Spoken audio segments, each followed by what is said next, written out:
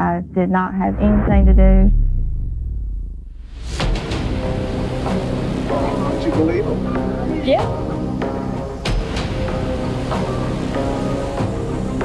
Composite picture of the suspect is already up. Did your mama let you tell me?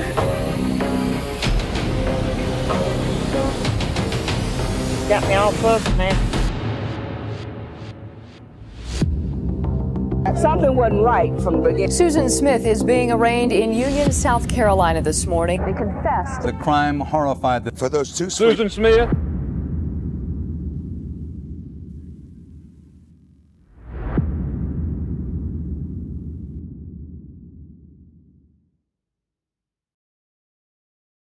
이곳은 사우스캐롤라이나주의 유니언입니다.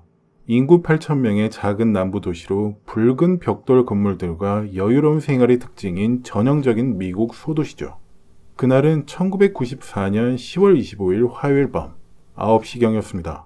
이곳에 있는 존 롱 호수의 고요한 수면 위로 가을 달빛이 비치고 있었고 가로등 주변은 정막만이 흘렀습니다. 그리고 수잔 스미스라는 여성이 카메라 앞에 서서 두 어린 아들의 안전한 귀환을 원하고 있었습니다. I can't express how much they are wanted back home, how much we love them, we miss them.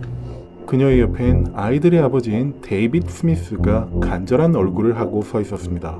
충격을 받은 듯 보였지만 침착했습니다. I would like to take the time to plead to the American public that you please do not give up on these two little boys in the search for their return safe home to us.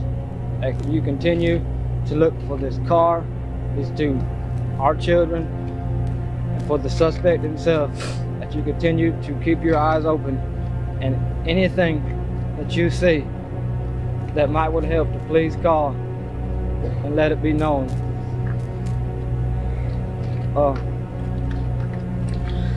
We ask that you continue to pray for me and my wife and for our family, but most of all that you continue to pray the American public, continue to pray for Michael and Alex, that they are returned home safely to their mother and father and the family members who love them so much. That you pray most of all for them and that they are being taken care of and that they are safe and that they will return home safely. 수잔은 경찰에게 유니언의 한 교차로에서 빨간불에 정차했을 때 총을 든 흑인 남성이 그녀의 붉은색 마츠다 차량에 강제로 들어왔다고 말했습니다. 그리고 그 남자는 한동안 운전하라고 명령한 뒤 어떤 시골길에서 멈추라고 했다며 주장했습니다. 그 후엔 아이들을 놔두고 내리게 하였고 카시트에 묶여있던 3살 마이클과 14개월 알렉스를 그대로 태운 채 가버렸다고 했습니다. I was stopped at a red light and just out of nowhere this black guy came up and just opened the door and jumped in the car and he had a gun and he had it pointed in my side and told me to drive and so I did and when I tried to ask him why he was doing this or whatever, he just told me to shut up or he'd kill me. So I just kept driving. My babies were in the back seat and they were crying. And I tried to tell them everything was gonna be okay. He told me to get out. And I said, well, can I get my children? And he said, no. He said, I don't have time for that. And they were just crying and 당황한 수잔은 근처 집으로 뛰어가 필사적으로 문을 두드리며 도움을 요청했습니다. 그리고 그 이야기를 듣게 된 집주인은 즉시 911에 신고했습니다. Yeah, there's a lady who come up that door, and some guy jumped into a red light with her car, with her two kids in it, and he took off, and she got out of the car here at our house. And he's got the kids? Yes, ma'am, in her car. And she's real hysterical, and I just decided I need to call law and get them down here. Get them going, Pam. I got two kids. 경찰은 몇 분 만에 도착해 즉시 수색을 시작했습니다.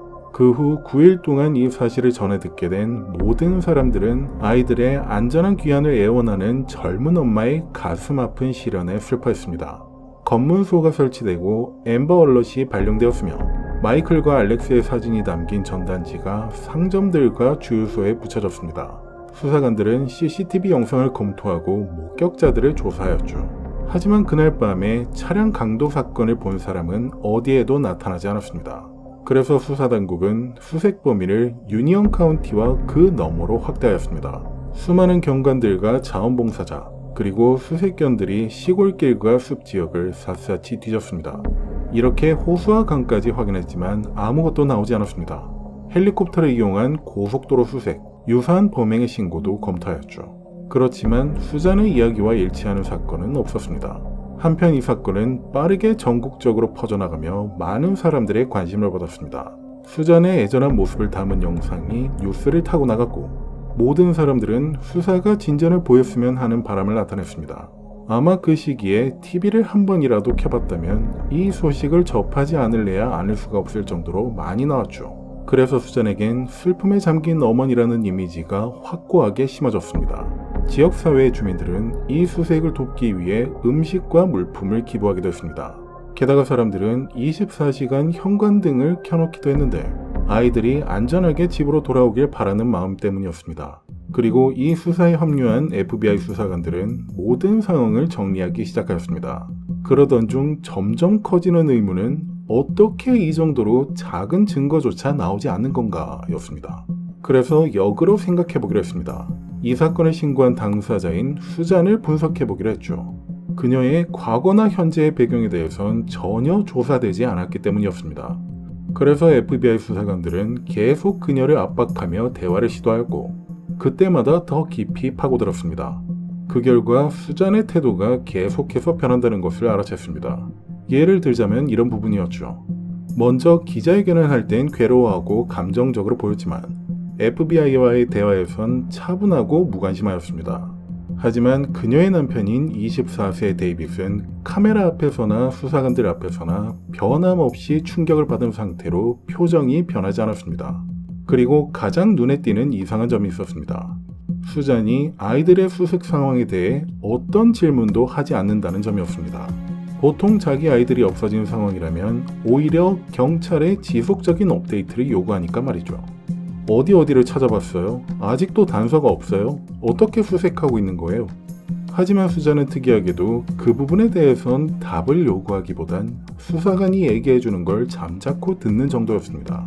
그리고 혼자 있을 때의 행동은 더욱 이상했습니다. 아무도 보지 않는다고 판단되면 웃고 편안하게 대화하는 모습이 사람들에게 목격된 것이었죠.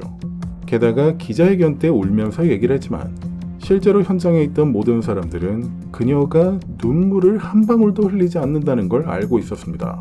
그래서 FBI는 그녀의 이러한 모습을 토대로 깊은 의심을 시작하였습니다. 그러자 그녀가 해왔던 이야기의 세부사항이 정확히 들어맞지 않는 점이 드러났습니다. 그녀는 그 남자가 거의 1시간 동안 운전하도록 강요한 후 차를 세우게 했다고 하였습니다. 하지만 그 경로를 해당 시간과 맞춰 역추적한 결과 목격자나 CCTV 영상과 같은 그 어떤 증거도 찾을 수가 없었죠. 그것뿐만 아니라 늦은 밤엔 신호등이 그녀가 말한 것처럼 오랫동안 유지되지 않았을 것이라는 점도 있었습니다. 그리고 그 남자가 차를 뺏어 타고 급하게 떠났다고 말한 그 자리에선 어떤 스키드 마크도 발견되지 않았습니다. 실제로 끼익 소리를 내면서 출발했다고 진술했지만 그 바퀴 자국이 발견되지 않은 건 이상하게 생각될 수밖에 없었죠. 어디에서도 물리적 증거는 발견되지 않았습니다. 그리고 수색이 시작된 지 3일 후 모든 수사관들은 차량 강도를 찾는 데 집중하는 것을 멈추고 수잔에게 집중하기 시작했습니다. 물론 이런 의심을 겉으로 드러내진 않았고 공개적으로는 활발한 수색을 하고 있다고 발표하였죠. 동시에 수잔과의 인터뷰 시간을 꽤 많이 늘렸습니다. 그녀의 반응을 조금 더 면밀히 관찰하기 위해서였죠. 그러자 수잔은 다시 이야기를 할 때마다 시간이 조금씩 바뀌었습니다. 결국에는 차량 강도가 정확히 얼마나 오래 운전하도록 강요한 건지 아예 기억이 나지 않는다고까지 하였죠. 그것뿐만 아니라 빨간 신호일 때 어느 방향을 향하고 있었는지 확실하지 않다고 하였고 그 남자가 차에서 밀어낼 때 저항했다고 말했지만 그녀의 몸에선 어떤 몸싸움의 흔적도 없었습니다. 이렇게 이야기가 길어지면 길어질수록 그녀의 시나리오는 붕괴되어 갔습니다. 그래서 FBI는 결국 2번이나 거짓말 탐지기 검사를 진행하였고 그 결과는 충격적이었습니다. 모두 거짓으로 나온 것이었죠. 물론 법정에서 인정되는 증거는 아니었지만 수잔이 뭔가를 숨기고 있다는 점은 분명했으니까요. 그리고 거짓말 탐지기 검사 결과와 진술의 모순점들은 시민들에게 흘러나가기 시작했습니다. It's got me all puzzled now. Because she failed it 2 times. And there's something wrong somewhere or another. 수잔이 진실을 말하고 있다고 확신하고 있던 데이빗은 이렇게 말했습니다. 아내는 자신이 겪은 모든 일 때문에 괴로워서 거짓말 탐지기에 실패하는 것뿐입니다. 그러면서 거짓말 탐지기 검사 중에 긴장 푸는 방법을 가르쳐 주기도 했지만 이 과정에서 그는 어떤 느낌을 받았습니다. 사람들이 자신을 거짓말쟁이로 생각한다는 걸 더 크게 걱정하고 있다는 부분이었죠. 그리고 아이들이 실종된 지 9일 후 수잔과 데이빗은 마지막이 될 TV 인터뷰에 자리하였습니다. I think it takes a very sick and emotionally unstable person to be able to take 2 beautiful children like that, to be able to keep them from their parents. 수잔은 이 TV 인터뷰가 끝나자마자 곧바로 수사관들과의 인터뷰에 참석했습니다. 그리고 수잔의 대부이기도 한 하워드 웰스 보안관은 직접 이 인터뷰에 참석하여 차량 강도에 대해 거짓말을 하고 있다는 사실을 알고 있다며 말했습니다. 다른 차가 주변에 없었다면 신호등은 빨간불로 바뀌지 않았을 테고 아예 정차할 필요도 없었을 거라고 말이죠. 게다가 그 모순을 설명하기 위해 덧붙인 말도 말이 안 된다고 하였습니다. 그리고 수잔을 완전히 절벽으로 떨어뜨리는 말을 꺼냈는데 그건 바로 그날 밤 마약 수사를 위해 그 교차로에 잠복 경관들이 배치되어 있었는데 차량 강도는 본 적이 없다고 했어. 이제 진실을 말해야 될 때야 였습니다. 사실 그 강도가 흑인이었다는 주장은 실제로 흑인 커뮤니티 내에서 긴장을 조성하고 있었고 그로 인한 흑인 혐오가 심각해지고 있었기 때문에 더는 두고 볼 수 없다는 이유도 있었습니다. 수잔은 하워드 보안관의 이 얘기를 듣자마자 고개를 떨구고 흐느끼기 시작하며 자신이 얼마나 부끄러운지 반복해서 얘기했습니다. 그러고 나서 하워드 보안관에게 목숨을 끊을 총을 달라고도 하였죠. 그래서 하워드 보안관은 이유를 물었고 수잔은 이렇게 말했습니다. 대부님은 이해하지 못할 거예요. 아이들은 괜찮지 않으니까요.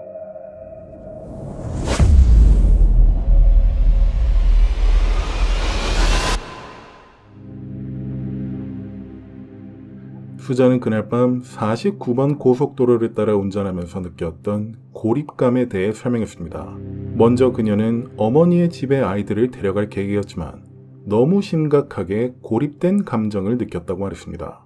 평생에 걸친 외로움, 실패, 절망의 감정, 그리고 낙태와 문제가 많았던 데이빗과의 결혼 생활에 대해서도 말했죠. 그리고 이러한 진실된 이야기를 종이에 가득 채우기 시작하였는데 2페이지나 채울 정도였습니다. 그 글을 보면 하트라는 단어를 쓸 땐 작은 하트를 함께 그리는 특징이 보였고 사실 원래 계획은 차를 몰고 혼자 호수 안으로 들어갈 계획이라고 밝혔습니다. 하지만 아이들이 엄마 없이 남겨지는 것보단 주님과 함께 있는 것이 더 낫다는 생각이 들었다고 합니다. 희망이 없었어요. 더 이상 좋은 엄마가 될 수가 없었고 아이들이 엄마 없이 자라는 것을 원치 않았어요. 라고 썼죠. 그래서 차를 몰고 물속으로 들어갈 준비를 마치고 그 경사로를 내려갔지만 중간중간에 멈췄다고 했습니다. 그렇게 조금 가다가 다시 멈추는 행동을 3번 반복하였는데 그렇게 한 뒤엔 차에서 내려 슬픔과 절망감에 젖은 채 한참을 울었다고 합니다. 아이들이 뒷좌석에 있는 카시트에 묶여있을 때 말이죠. 그리고 나선 울면서 중립기어에 놓인 그 차량을 힘껏 밀었다고 했습니다. 정신이 완전히 이상해졌었어요. 제가 무슨 짓을 했는지 믿을 수 없었어요. 아이들을 해치려는 의도는 전혀 없었어요. 마이클과 알렉스는 이제 주님과 함께 있고 다시는 다치지 않을 거예요. 이건 엄마로서 말로 표현할 수 있는 것보다 더 큰 의미가 있어요. 마이클과 알렉스가 묶여있던 차량은 야밤에 어두운 호수 안으로 사라졌고 수잔은 걸어서 그곳을 떠났습니다. 이렇게 해서 아이들의 실종에 대한 진실은 더 이상 미스테리가 아니었지만 그 모든 것을 이끈 이유가 아직 밝혀지지 않았습니다. 그래서 수사관들이 묻자 불편하고 자세한 이야기가 쏟아져 나오기 시작했습니다. 그중 한 편지의 내용에 대해 이야기를 했는데 그게 왜 그렇게 중요했는지를 이해하려면 먼저 수잔의 인생에서 벌어진 일부터 말씀드려야겠군요. 수잔 스미스는 원래 수잔 리 보건이라는 이름으로 1971년 9월에 사우스캐롤라이나주의 유니언에서 태어났습니다. 하지만 그녀가 7살이었을 때 아버지인 해리는 어머니인 린다와 이혼을 한 지 한 달 만에 자살로 세상을 떠났습니다. 그리고 이듬해 린다는 지역 사업가이자 기독교 연합의 회원인 베벌리 러셀과 재혼하였죠. 그런데 수잔이 10대였을 때 불미스러운 일이 벌어졌습니다. 수잔이 새아빠인 베벌리가 자신을 성폭행했다고 경찰에 신고한 것이었죠. 그는 실제로 이 사실을 인정하였습니다. 이후 그녀는 고등학교를 졸업하고 유니언에 있는 섬유회사인 콘소 프로덕츠에 취직하였습니다. 그리고 데이빗을 만난 건 그곳에서 일을 시작하면서였습니다. 두 사람은 연애를 시작하였고 관계는 빠르게 진전되어 1991년 수잔이 19살일 때 결혼하게 되었습니다. 사실 결혼 생활은 처음부터 순탄치 않았습니다. 수잔과 데이빗 모두 불륜을 저질렀었고 이건 잦은 다툼과 별거로 이어졌으니까요. 그럼에도 불구하고 둘 사이엔 두 아이가 생겼는데 1991년에 태어난 마이클, 1993년에 태어난 알렉스였습니다. 이렇게 아이들이 태어남에 따라 경제적 어려움이 결혼 생활에 좋지 않은 영향을 끼치기 시작하였죠. 작은 집에 살면서 맞벌이를 했지만 항상 돈이 빠듯했습니다. 더 자세한 이유는 조사를 하면서 밝혀졌는데 수잔의 사치품 소비 습관 때문이었죠. 그리고 둘은 결국 결혼한 지 5년이 지난 1994년 5월에 이혼하게 되었습니다. 아이들이 실종된 날이 1994년 10월이었고 둘은 함께 아이들을 찾는 방송에 나갔지만 이미 이혼한 상태였던 겁니다. 하여간 수잔은 이혼한 지 얼마 되지 않아서 새로운 남자와 사귀기 시작하였습니다. 그녀가 수사관들에게 밝힌 바에 따르면 아이들을 컴컴한 호수바닥에 밀어넣게 된 건 이 부분 때문이라고 하였습니다. 먼저 그 남자는 톰 핀들리였습니다. 그녀가 다니고 있던 회사의 사장인 캐리 핀들리의 아들이었죠. 그는 모든 면에서 데이빗과 달랐습니다. 유니언 지역에서 잘 알려진 집안이었고 수잔이 항상 원했던 부와 지위를 가지고 있었으니까요. 하지만 여기서 충격적인 건 그녀가 톰뿐만 아니라 그의 아버지이자 사장인 캐리와도 잠자리를 하고 있었다는 점이었습니다. 그리고 이 사실을 알게 된 톰은 수잔을 좋게 생각할 수가 없었고 그녀와의 관계를 정리하기 위해 편지 하나를 써줬습니다. 당신은 확실히 어떤 운 좋은 남자의 훌륭한 아내가 되겠지만 불행히도 그건 내가 아닐 거야. 우린 서로 다른 배경에서 왔잖아. 이렇게 젠틀한 내용의 편지를 써준 톰은 기혼 남성들과 엮일 만한 불미스러운 상황은 피하라고 충고해 주었습니다. 게다가 이런 말도 했습니다. 수잔, 난 당신한테 빠질 수는 있지만 말했듯이 어떤 건 나와 전혀 맞지 않아. 맞아, 그건 아이들에 대한 부분이야. 난 아이들을 원치 않고 네 아이들을 책임지고 싶지도 않아. 물론 그 아이들이 좋은 아이들이라 확신하지만 나한테 중요한 건 그게 아니야. 사실 난 그냥 아이들을 원치 않아. 이런 감정이 언젠가 바뀔 수도 있겠지만 지금은 잘 모르겠어. 그리고 그 편지의 마지막엔 이렇게 쓰여 있었습니다. 인생에선 많은 결정을 내려야 하지만 그 결정의 결과와 함께 살아가야 한다는 걸 기억해줘. 이렇게 쓰여진 톰의 편지 때문에 수잔은 표현할 수 없을 만큼 심각한 우울감에 빠졌고 아이들을 그렇게 범행한 결정적인 이유라고 밝혔습니다. 그래서 수사관들은 이 진술서를 바탕으로 수잔을 2건의 살인 혐의로 정식 체포하였습니다. 그리고 공식 발표를 하기 전에 먼저 수잔의 진술을 확인하는 작업을 시작하였습니다. 그 결과 존 롱 호수에서 물에 잠긴 차량과 그 안에 카시트에 묶인 채 익사한 아이들의 시신을 찾아내었죠. 현장에 있던 모든 인원들은 충격을 피할 수 없었고 일부는 눈을 돌렸고 어떤 사람들은 구토를 하기도 했습니다. 그리고 응급대원들은 마이클과 알렉스의 사망을 확인하였죠. 이렇게 차량이 완전히 드러나자 법의학팀은 조사를 시작하였습니다. 먼저 차 문은 모두 잠겨 있었습니다. 이건 그녀가 의도적으로 아이들을 익사시키겠다고 자백한 부분과 일치하는 부분이었습니다. 그리고 보안관은 수잔의 체포를 공식적으로 발표했습니다. Susan Smith has been arrested and will be charged with 2 counts of murder in connection with the deaths of her children, Michael 3 and Alexander 14 months. 수잔 스미스는 하룻밤 사이에 전국에서 가장 혐오스러운 여성이 되었습니다. Susan Smith is being arraigned in Union, South Carolina this morning. And confessed to killing her 2 young sons. The crime horrified the nation. And I would like to wear this white rose this morning for those 2 sweet children. 마이클과 알렉스의 안전한 귀환을 위해 기도했던 사람들은 모두 경악할 수밖에 없었습니다. 특히 그녀를 지지하며 결집했던 유니언 지역의 주민들이 느낀 배신감은 말로 표현할 수 없었죠. 그래서 거의 대부분의 사람들은 그녀에게 등을 돌렸습니다. 심지어 가족들조차도 말이죠. And I just couldn't believe that somebody could do that to their children. There's no reason on this earth for a mother to do that to her children. Did you believe her? Yeah. Everybody believed her. I did. Well, my body got something wasn't right from the beginning. 언론은 약속이라도 한 듯이 수잔을 괴물이자 미국에서 가장 미움받는 어머니로 비난하기 시작했습니다. 그리고 수잔이 이렇게 구금되었을 때 화난 시민들은 그녀를 보기 위해 그곳에서 기다렸습니다. 하지만 이 분노는 비단 그녀가 한 일 때문인 것은 아니었습니다. 아까도 말씀드린 것처럼 그녀는 흑인 남성이 차와 아이들을 데려갔다고 최초 진술했었기 때문에 흑인 커뮤니티의 모든 사람들이 특히 화난 상태였죠. 그리고 수잔의 어머니인 린다 러셀은 이렇게 말했습니다. 언론이 딸을 묘사하는 방식에 너무 화가 납니다. 저희는 수잔이 언론이 아닌 법정에서 재판받기를 원했어요. 언론은 딸을 잔인하게 다뤘어요. 여러분 모두 부끄러워해야 한다고 생각합니다. 팔은 안으로 굽기 때문이었을까요? 한편 수잔의 자백이 기록되고 물리적 증거가 회수되면서 그녀의 냉혹하고 계산적인 행동의 모든 그림이 그려졌습니다. 먼저 사건이 일어나기 며칠 전부터 수잔 주변의 사람들은 그녀가 뭔가 이상하다고 느꼈습니다. 친구들은 그녀가 곤란해하는 것처럼 보였지만 그 이유가 무엇인지는 들을 수 없다고 말했죠. 다만 톰 핀들리에 대해 끊임없이 이야기하는 것을 보고 아무래도 둘의 관계에 어떤 문제가 생겼나 보다 하고 생각했다고 했습니다. 그리고 사건 당일인 10월 25일 오후 톰과 다툰 후 관계가 끝났다는 것을 깨달은 수잔은 일찍 퇴근했습니다.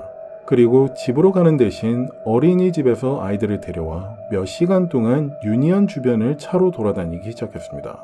오후 9시까지 말이죠. 그리고 그때는 마을 외곽의 조용한 시골 호수인 존 롱 호수에 도착한 때였습니다. 이때 지나가던 한 운전자가 수잔으로 보이는 여성이 혼자 차 앞쪽에 있는 것을 봤었다고 신고했는데 당시 수사를 진행하고 있을 땐 그냥 잘못된 신고로 판단하고 그다지 신경 쓰지 않았던 것이었습니다.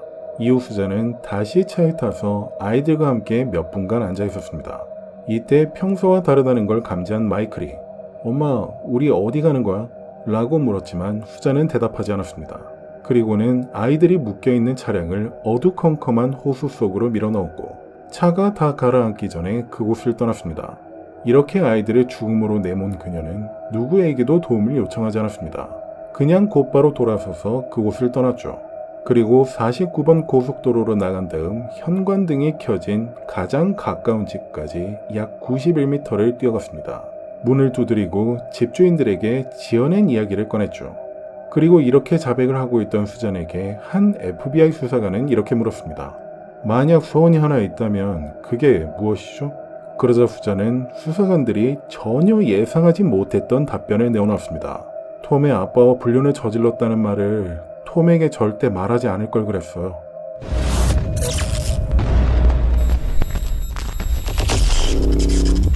수잔 스미스의 재판은 1995년 7월 10일에 시작되었는데 이때는 O.J. 심슨의 재판이 전국적인 헤드라인으로 장식되고 있을 때였습니다. 솔직히 세계 재판이라고 불려도 손색이 없는 재판이었기에 모든 이목은 그곳에 집중되어 있었지만 수잔의 재판도 이에 밀리지 않을 만큼 충격적이었기 때문에 같이 주목을 받았습니다. 그래서 방송사들은 법원 주변에 있는 상점을 아예 임대를 해서 사무실로 꾸렸고 그 주변 스케이트장은 기자들을 위한 임시 호텔로 바뀌었습니다. 게다가 수잔과 관련 있는 사람들을 관찰하기 위해 나무와 덤불 위에 카메라와 마이크를 숨겨놓고 도청을 하기도 했습니다. 그녀와 관련된 특종만 잡아낼 수 있다면 돈방석에 오를 수 있으니 이렇게 행동하는 것처럼 보였죠. 한편 검찰은 수잔에게 사형을 구형하였으며 수잔의 행동이 계획적이었다고 주장했습니다. 수잔에게 사형을 구형한 검찰은 그 이유에 대해 이렇게 밝혔습니다. 아이들을 싫어하는 톰 핀들리를 되찾기 위해 자기 아이들을 제거했다는 파렴치하고 냉혹한 범행 의도에 초점을 맞췄습니다. 그리고 재판이 시작된 후 법의학 전문가들은 차가 물에 들어갔을 때 아이들이 살아있었다고 증언하였죠. 당시 차 안에 묶여있던 아이들의 관점에서 가라앉는 테스트가 실시되었다고 하였습니다. 그런데 충격적인 건 이 테스트 영상이 공개되면서 보여졌습니다. 그 영상을 보고 있던 수장과 법무보조원이 킥킥거리며 장난치는 모습을 보인 것이죠. 당시 법정 안에 있던 모든 사람들은 이런 수잔의 모습을 보고 경악스럽다는 눈치를 보냈고, 곧 이걸 알아챈 그녀는 그때부터 영상 재생이 끝날 때까지 울기 시작하였습니다. 이건 누가 보더라도 죄책감이라고는 찾아볼 수가 없고, 그녀의 모든 행동은 연기로 보일 뿐이었습니다. 그리고 피고 측 변호사는 수잔이 자신의 아이들을 죽였다는 것을 부인하지 않았습니다. 다만 정신적으로 불안하다며 정신건강 문제를 들먹이기 시작하였죠. 이걸 증명하기 위해 증인으로 참석한 어떤 정신과 전문의는 수잔이 만성적 우울증과 적응장애를 앓고 있다고 증언했습니다. 이런 정신장애로 인해 사랑받고자 하는 욕구를 충족시키려 했고, 톰 핀들리와 그의 아버지, 의붓아버지인 베벌리 러셀, 그리고 전남편인 데이빗과 성적 관계를 갖고 있었다고 말이죠. 그리고 여기서 베벌리도 피고 측 증인으로 참석하였고, 수잔이 자라면서 자신이 저지른 성적 학대를 인정하였습니다. 자신이 수잔에게 썼다는 편지도 공개하였죠. 아버지로서 널 실망시킨 것에 대해 얼마나 미안한지 말해주고 싶구나. 많은 사람들은 내가 한 짓과 아이들의 사건이 관련이 없다고 믿지만 난 관련이 있다고 생각해. 네가 혼자서 이 모든 비극에 대한 책임을 질 필요가 없다는 것을 알아줬으면 한다. 베벌리의 이러한 증언을 본 검찰은 일부 책임을 자신에게 전가시켜서 그녀의 혐의를 가볍게 하려는 시도라고 주장했습니다. 그리고 이 재판에선 정말 많은 증거와 증인들이 공개되었는데, 그중 차 트렁크에 실려있던 수잔의 웨딩드레스와 결혼 앨범은 범행의 계획성이 엿보이는 증거라고 밝혔습니다. 이에 따라 검찰은 그녀에게 사형을 내려달라고 하였고, 피고 측에선 정신건강 문제가 있어서 그런 것일 뿐이니 종신형으로 선고해달라며 간청하였습니다. 그리고 1995년 7월 22일 배심원단은 고작 2시간 반의 심의 후 수잔을 2건의 살인 혐의에서 모두 유죄로 판결하였습니다. 다만 사형이 아닌 종신형을 내리는 게 맞다고 권고하였죠. 이렇게 결정한 이유에 대해선 정신건강 문제와 어린 시절에 겪은 일 때문에 생긴 트라우마가 이 범행에 영향을 준 게 맞는 것 같다고 하였죠. 그리고 결국 판사는 수잔에게 종신형을 선고하였고, 이 상황을 놓고 피고 측 변호사와 수잔은 축배를 들었습니다. 왜냐면 당시 사우스캐롤라이나주의 법률에 따르면 종신형은 반드시 30년 후 가석방 자격이 포함되는 것이었기 때문이었죠. 배심원단은 일반 시민들이므로 법률에 대해 잘 아는 사람들이 아니었습니다. 그래서 종신형이라고 한다면 평생 감옥에서 살아야 하는 거라고 생각하였고, 그렇게 권고한 것이었죠. 그럼 여기서 이렇게 질문하는 시청자가 있을지도 모르겠군요. 이런 건 판사한테 물어보면 바로 알 수 있는 부분인데 왜 이렇게 권고한 거야? 바로 이 부분이 법률상의 허점이었습니다. 당시 사우스캐롤라이나 주법에 따르면 판사는 어떤 형량 선고에서도 가석방 가능성에 대한 설명을 일체 금지한다 라는 부분이 있었기 때문이었죠. 그래서 당시 배심원단은 종신형을 선고받으면 가석방 자격을 받을 수 있나요? 라고 물었으나 판사는 그냥 평범하고 일반적인 의미로 받아들이면 됩니다 라고 답하였습니다. 그랬기 때문에 배심원단은 그대로 종신형을 권고하였고, 판사는 종신형을 선고하게 된 것이었죠. 물론 이 사실을 언론들은 미리 알고 있었습니다만, 배심원단은 재판이 끝날 때까지 완전히 격리되어 어떤 정보도 받을 수 없었기 때문에 이런 실수 아닌 실수를 저질러버린 것이었습니다. 그래서 이러한 과오를 다신 저지르지 않도록 이듬해 1월 1일이 되었을 때 법이 개정되었습니다. 종신형을 선고할 땐 가석방 가능성이 주어지는 기간에 대해 설명해 주어야 하며, 가석방 자격이 없는 무기한 종신형이 선고 가능하다고 말이죠. 만약 이런 사실을 알고 있었다면 배심원단은 사형을 선고했을 가능성이 매우 높았을 겁니다. 한편 아이들을 잃은 데이빗은 재판이 끝난 뒤에도 몇 년 동안 매우 힘들어했습니다. 그 과정에서 자신이 느꼈던 모든 감정을 담은 책을 써내기도 했는데, 이건 자신의 슬픔을 이겨내는 방법으로 보였습니다. 게다가 2번이나 재혼 및 이혼을 한 뒤 3번째 재혼에서 현재 아내인 티파니를 만나 행복하게 살아가고 있습니다. 그리고 감옥에 갇힌 수잔은 사람들을 이용해 자신이 원하는 것을 얻는 패턴을 계속해서 반복하고 있었습니다. 교도소 직원이나 동료 수감자, 외부에 있는 팬들까지도 말이죠. 몇 가지 예를 들어보죠. 2000년에 그녀는 교도소 경비원과 성관계를 갖다가 발각된 적이 있었습니다. 그래서 이에 따른 징벌로 3개월의 추가 징역을 선고받았죠. 이후엔 교도소 보안 책임자인 알프레드 로우와 성관계를 갖다가 어떤 한 신고로 인해 발각되었습니다. 먼저 알프레드는 이렇게 진술했습니다. 수자는 그 직원과 관계를 맺고 있는 중에도 저와 꾸준히 대화를 나누고 목욕을 하고 지나갈 때 수건을 떨어뜨려서 일부러 중요 부위를 노출시켰어요. 게다가 다른 수감자들을 밀고 해서 제 신뢰를 얻었고 저와 더 가까워졌었어요. 어느 날 수자는 저에게 구강성교를 제안했고 저는 받아들였습니다.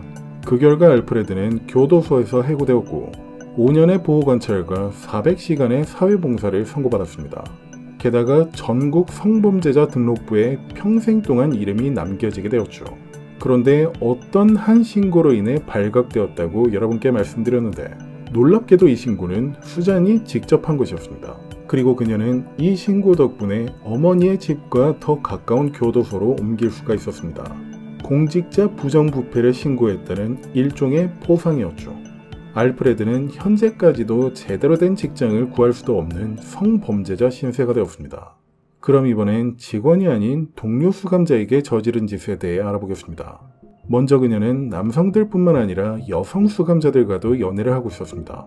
그런데 다른 수감자들이 놀란 부분은 그 연애 상대들 중 몇몇 사람이 흑인 여성이라는 점이었죠.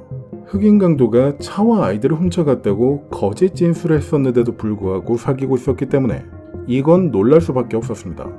그리고 이건 그만큼 감옥 내에서 수잔의 권력이 막강하다는 것도 의미했습니다. 먼저 방송사와 인터뷰를 했던 어떤 수감자의 증언에 따르면 수잔은 싸울 때마다 자신이 저지른 범행을 들먹이며 상대방을 겁박했습니다.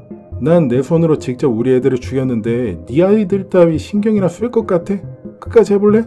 그리고 그녀의 권력을 뒷받침해주는 건 범행뿐만이 아니었습니다. 막강한 재정적 능력도 있었습니다. 수잔이 수감된 지 거의 30년이 지났을 시점에 룸메이트였던 크리스티 스미스는 이렇게 말했습니다. 전 그녀를 어머니 같은 존재로 여겼어요. 다른 수감자들과 화장실, 식당, 샤워실, 심지어 쓰레기통에서까지 성관계를 했는데 저는 그때마다 망을 봐줬죠.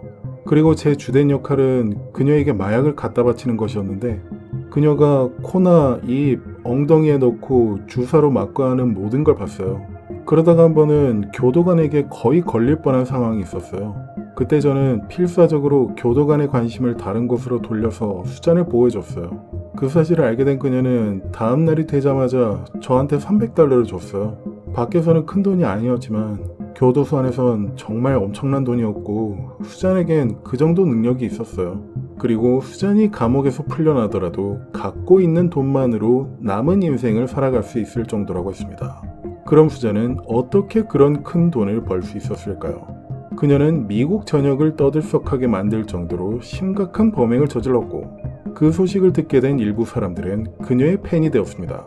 그 팬들은 수감자들에게 편지를 쓸 수 있는 사이트인 lightofprisoner.com과 같은 사이트를 통해서 후원을 해주었죠. 그렇지만 이런 재정적 지원은 거기서 그치지 않았습니다. 2024년에 그녀의 다큐멘터리를 제작한 감독에게도 큰 금액을 받았죠. 게다가 수잔에게 완전히 푹 빠진 한 남자는 석방이 된다면 $200,000 이상을 주겠다고 밝혔습니다. 정상적인 사람들은 이해할 수가 없는 부분이지만 어쨌든 이런 식으로 수잔의 환상에 푹 빠진 사람들이 많았습니다. 그리고 여러분이 기억하시는 것처럼 수잔은 30년 뒤 가석방 자격이 주어지는 종신형을 선고받았었습니다. 그래서 그녀가 수감된 지 정확히 30년째가 되던 날인 2024년 11월에 가석방 심사가 진행되었습니다. 지금으로부터 약 8개월 전이군요. 이때 검찰이나 데이빗, 그녀가 인생을 망친 교도소 직원들, 동료 수감자들까지 그녀가 갱생되지 않았고 석방될 자격이 없다고 입을 모아 말했습니다. 그리고 가석방 심사에 참석한 수잔은 울면서 후회를 표했습니다. Miss Smith, yes, ma'am. What would you like to tell us today? First of all, I want to say how very sorry I am.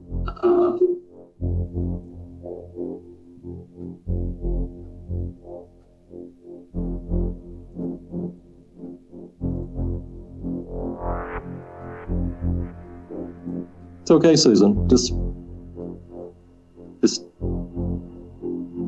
just talk with us. I know that what I did was so horrible.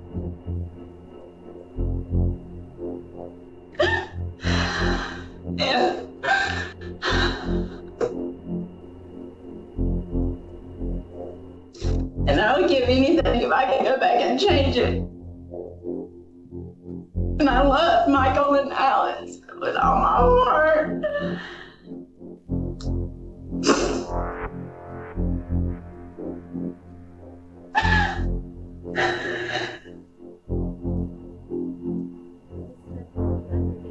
Use of drugs or alcohol the night that you murdered your children? No, ma'am, I was not.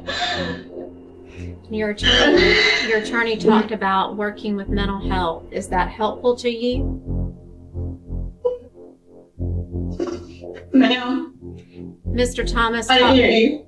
Mr. Thomas talked about the fact that you were working with mental health, and my question is that helpful to you?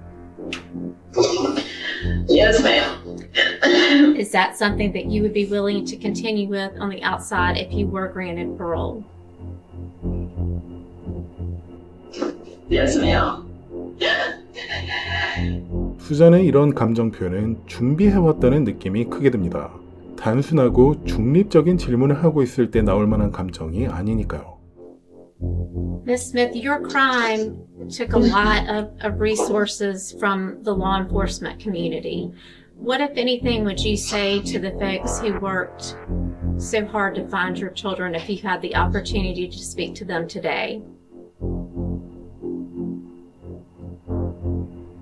That I'm sorry that I put them through that. I really, really am. I'm really sorry to the drivers that I had to find them. I wish I could take that back. I really do.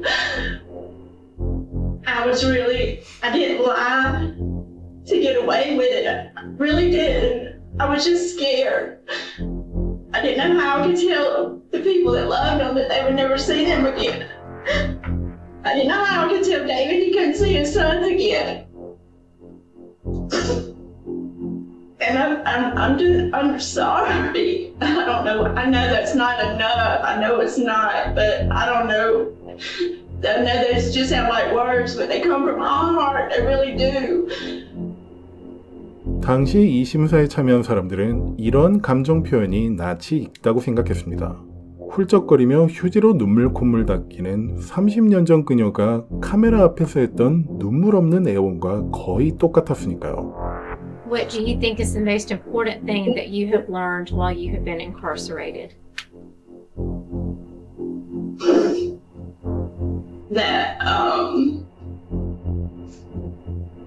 That people are important, that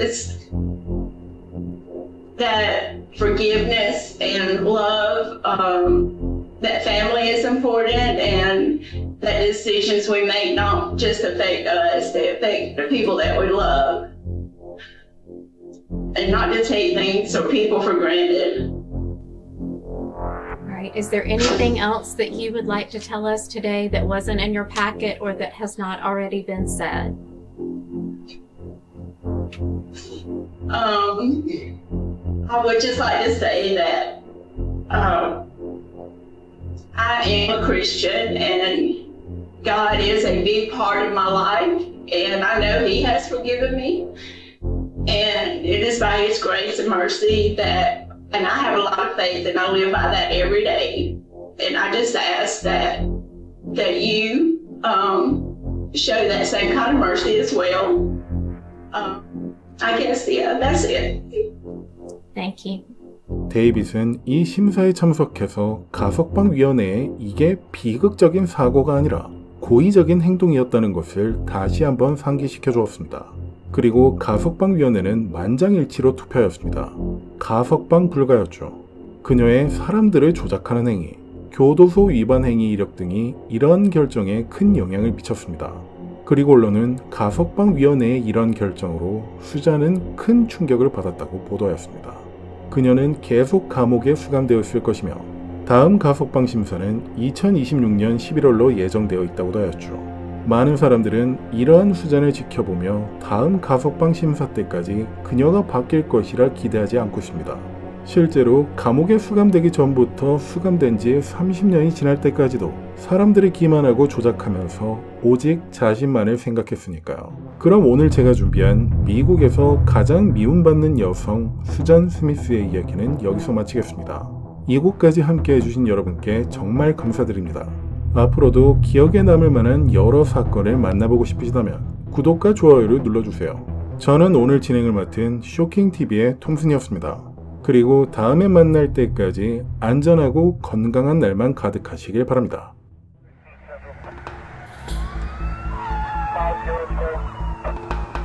George K. 5 George K. 496 Broadway, McHale Road.